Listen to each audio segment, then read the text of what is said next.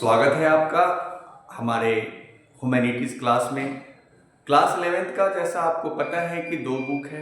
दो बुक में पहले बुक का पहला चैप्टर आपके सामने है, संविधान क्यों और कैसे। तो आज हम पढ़ेंगे संविधान क्यों और कैसे। तो चलते हैं, स्टार्ट करते हैं। जिसमें पहला है, आपको जो दिख रहा है, ये कॉन्स्टिट्यूशन ऑफ इंडिया का पहला फ्रंट पेज दिखाई दे रहा है। उसके बाद में पहला जो टॉपिक है हमारे पास कि संविधान क्या है। सबसे पहला पॉइंट और सबसे इंपॉर्टेंट पॉइंट कि संविधान क्या है। तो संविधान लिखा हुआ जैसा, संविधान किसी देश का सबसे बड़ा कानून होता है। यह बताता है कि देश कैसे चलेगा, सरकार कैसे काम करेगी और लोगों के अधिकार क्या होंगे। तो इस संविधान के अंदर में यह बताया गया है कि देश कैसे चलेगा, लोग जो होंगे, भारत के लोग होंगे, उनके नियम और कानून क्या होंगे, जो यहाँ पे कार्यपालिका, विधायिका और न्यायपालिका है उसके नियम और कानून क्या होंगे। ये सारा का सारा चीज आपके संविधान में, हमारे संविधान में लिखा हुआ है। आगे चलते हैं। फॉर एग्जाम्पल्स के लिए, जैसे कि जिस तरीके से संविधान बहुत जरूरी है, जिस तरीके से आपके स्कूल में जैसे एग्जाम्पल दिया हुआ है कि जैसे स्कूल के नियम होते हैं कि आपको समय पर स्कूल जाना है, समय पर आपके स्कूल की छुट्टी होगी, समय के साथ समय के अनुसार आपको बुक, कॉपी, किताब वगैरह लेकर के जाना होता है, यूनिफॉर्म पहनना होता है और क्लास में शिक्षक का सम्मान करना होता है, अपने बड़ों का सम्मान करना होता है। उसी तरीके से संविधान हमारे देश में है और यूनिफॉर्म जिस तरीके स्कूल में पहन करके जाते हैं उसी तरीके से हमारे देश के जो नियम और कानून हैं वो सारा का सारा संविधान के अंदर लिखा हुआ है। वैसे ही जैसे आपको दिखाई दे रहा है कि वैसे ही देश के चलाने के लिए नियम और कानून होते हैं। उसके बाद में हमारे पास जो नेक्स्ट टॉपिक है वो है हमारा भारतीय संविधान का निर्माण। यानी कि ऐसे ही तो हमें नहीं मिल गया था भारतीय संविधान, इसका बनाया गया था और निर्माण किया गया था। तो कैसे निर्माण किया गया था, तो भारत का जो संविधान है वो कॉन्स्टिट्यूशन असेंबली ऑफ इंडिया के द्वारा बनाया गया था। इसमें भारत के अलग अलग क्षेत्र और समुदाय के प्रतिनिधि थे। जो भारत था ना, वो भारत के अलग अलग समुदाय, अलग अलग प्रतिनिधि थे। प्रतिनिधि मतलब कि जो चुने गए थे वो अलग अलग समुदाय के हैं। जैसे आपको पता है कि भारत एक भिन्नताओं का देश है जिसमें हिंदू, मुस्लिम, सिख, ईसाई, बौद्ध, जैन एंड अदर्स है। तो इन सभी लोगों को इसके अंदर लिया गया था। साथ ही कुछ महत्वपूर्ण तथ्य इस तरीके से है कि भारतीय संविधान सभा की स्थापना 1946 में हुई थी। भारतीय संविधान सभा की स्थापना 1946 में हुई थी और वो जो दिन था वो 9 दिसंबर था और दिन जो था वो सोमवार था और प्रातः 11 बजे इसकी शुरुआत हुई थी। उसके बाद में संविधान 26 नवंबर 1949 को स्वीकार किया गया, 26 जनवरी 1950 को लागू किया गया और जो 9 दिसंबर 1946 से लेकर के 26 नवंबर 1949 तक अगर देखा जाए तो पूरा संविधान बनने में जो समय लगा वो 2 साल 11 महीने 18 दिन लगा और 26 जनवरी 1950 को लागू किया गया था और बन करके जो तैयार हो गया था वो 26 नवंबर 1949 को बन करके तैयार हो गया। अब यहाँ पे क्वेश्चन आता है कि जो 26 जनवरी 1949 को बन करके तैयार हो गया तो 26 जनवरी 1950 को लागू क्यों किया गया। तो 26 जनवरी को इसीलिए चुना गया क्योंकि 1930 में 1930 में 26 जनवरी 1930 में इसी दिन पूर्ण स्वराज की संकल्प लिया गया था कांग्रेस पार्टी के द्वारा। यानी कांग्रेस के नेता लोग थे, वो रावी घाटी के तट पर एक संकल्प लिए थे 26 जनवरी 1930 को कि अगर हमारा देश आजाद होता है तो इस देश को चलाने के लिए एक रूल और रेगुलेशन की जरूरत होगी, जो संविधान की जरूरत होगी। तो हमारा संविधान, हम अपने संविधान इसी डेट को हम लागू करेंगे।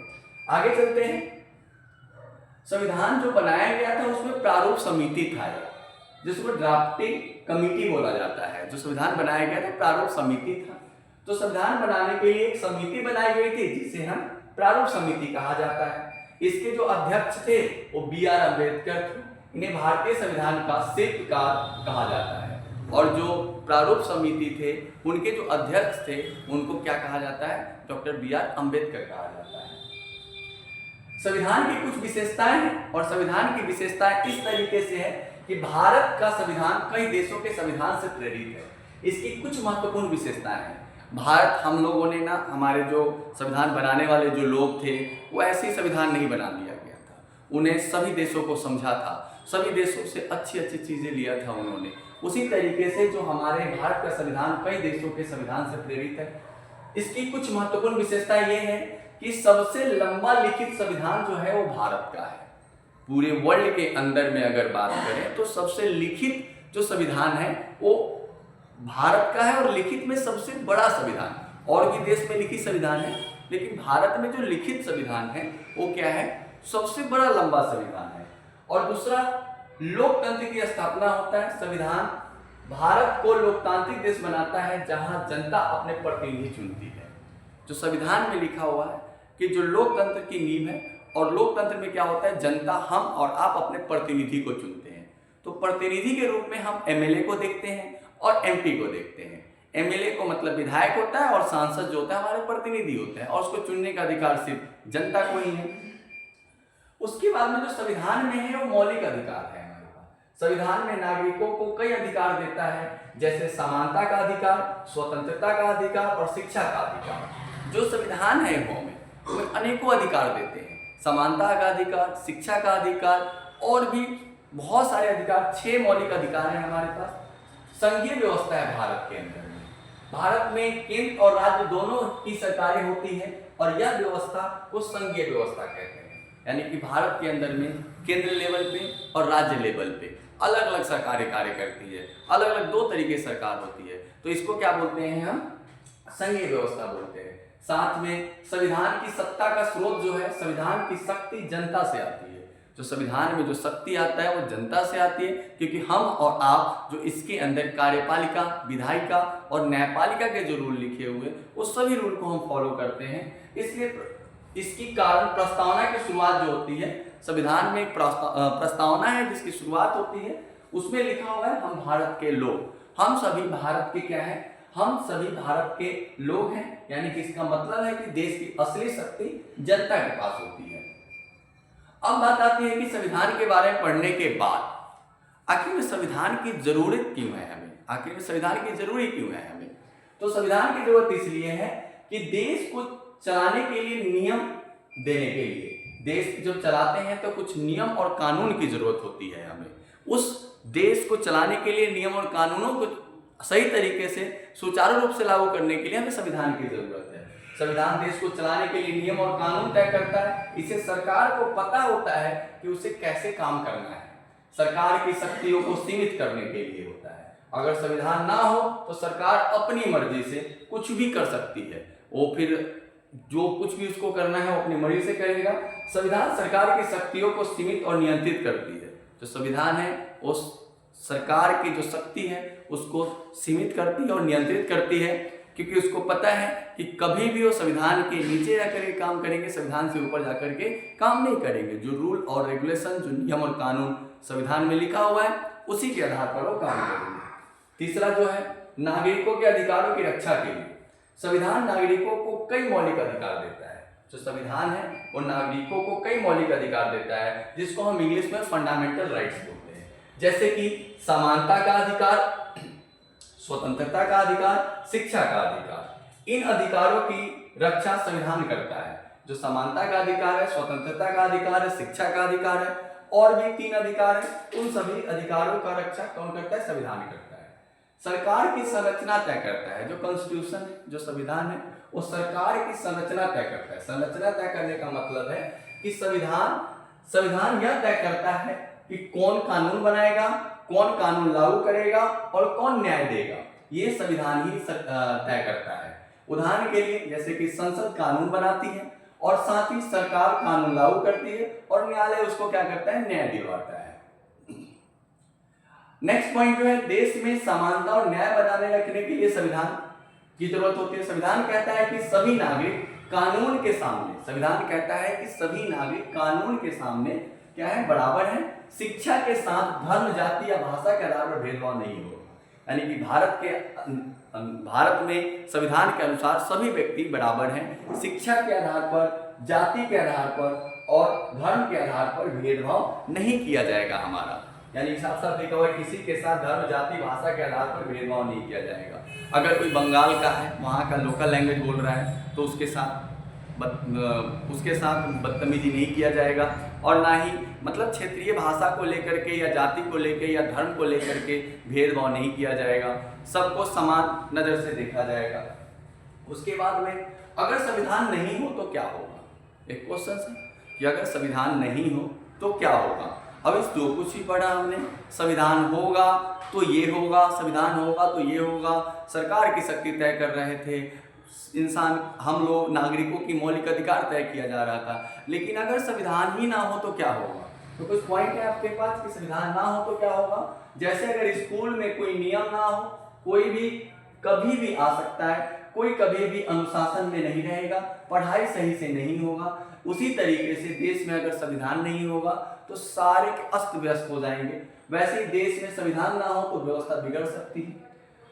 उसके बाद में व्यवस्था बिगड़ने के साथ ही जो सरकार है, चाहे वो स्टेट गवर्नमेंट हो, राज्य सरकार हो, चाहे केंद्र सरकार हो, वो अपने मनमानी तरीके से कार्य करेगा। अगर संविधान नहीं होता तो सरकार अपनी मर्जी से कोई भी निर्णय ले सकती थी, लोगों के पास उसे रोकने का कोई तरीका नहीं है। यानी कि जो सरकार है उसके पास, लोगों के पास अगर संविधान ना हो तो रोकने का कोई तरीका नहीं। नागरिकों के अधिकार सुरक्षित नहीं होते। अगर संविधान नहीं होता तो मौलिक अधिकार जो है हमारे, जो संविधान द्वारा मौलिक अधिकार दिया गया हुआ है, यानी संविधान नागरिकों को मौलिक अधिकार देता है। अगर संविधान नहीं होता तो लोगों को बोलने की आज़ादी नहीं मिलती, समानता नहीं मिलती, अधिकारों की सुरक्षा नहीं होती और साथ ही साथ देश चलाने के नियम नहीं होते। संविधान यह तय करता है कि कौन कानून बनाएगा, कौन कानून लागू करेगा और कौन न्याय देगा। अगर संविधान नहीं हो तो देश को चलाने के स्पष्ट नियम नहीं होंगे। साथ ही जो हमारे भेदभाव है जाति को लेकर के, धर्म को लेकर के, भाषा को लेकर के, संविधान सभी नागरिकों को समान अधिकार देता है। इसके बिना जाति, धर्म, भाषा के आधार पर ज्यादा भेदभाव हो सकता था। अगर संविधान नहीं होता तो लोकतंत्र को मजबूत नहीं होता। अगर संविधान नहीं होता तो लोकतंत्र मजबूत नहीं होता। संविधान लोकतंत्र की मजबूत नींव है। जो संविधान है वो लोकतंत्र की क्या है, मजबूत नींव है। इसके बिना देश में तानाशाही भी हो सकती है। अगर संविधान ना हो तो चाहे स्टेट गवर्नमेंट हो, चाहे वो सेंट्रल गवर्नमेंट हो, मनमानी तरीके से कार्य करेगा, उसको हम और आप नहीं रोक सकते हैं। उसको संविधान जो है तालमेल बढ़ाता है और भरोसा दिलाता है कि आपके साथ अच्छा होगा। समाज के अलग अलग लोगों को जोड़ता है। भारत में अलग अलग धर्म, भाषा, जाति और संस्कृति के लोग रहते हैं। इसको इस तरीके से समझते हैं कि जैसे हमारे देश के अंदर हिंदू है, मुस्लिम है, सिख है, ईसाई है, बौद्ध है, जैन है, अदर्स है। अब धर्म तो अलग है ही है, साथ में उनकी भाषा अलग अलग है, साथ में उनके व्यवसाय अलग अलग हैं। कोई कुछ काम करता है, कोई कुछ काम करता है, कोई किसी के फैक्ट्री है, कोई फैक्ट्री में काम करता है, कोई सीए है, कोई अकाउंटेंट है। इन सबको एकजुट में बांध कर अगर रखने का काम करता है तो भारत का संविधान करता है।